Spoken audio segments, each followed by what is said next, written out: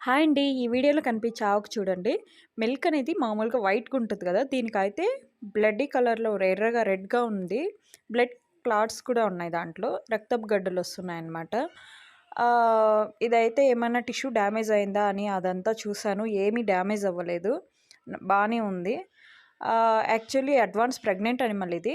ఈనిండి ఆవుల్లో కూడా వస్తదిది.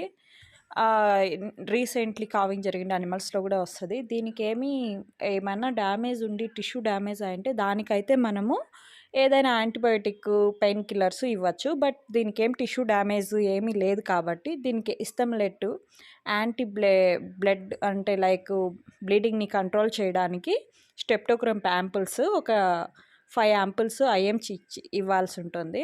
దాంతో పాటు కరివేపాకు ఒక 200 గ్రామ్స్, నిమ్మరసము ఒక 10 నిమ్మకాయల నిమ్మరసము ఓరల్‌గా ఇవ్వాలి. వాటితో పాటు 3 డేస్ ఇలా చేసి ఇంకో 3 డేస్ రోజు ఒక 10 బెండకాయలు ఓరల్‌గా పచ్చి పాలతో మిక్స్ చేసి ఓరల్‌గా ఇస్తే మంచి రిజల్ట్స్ ఉంటుంది.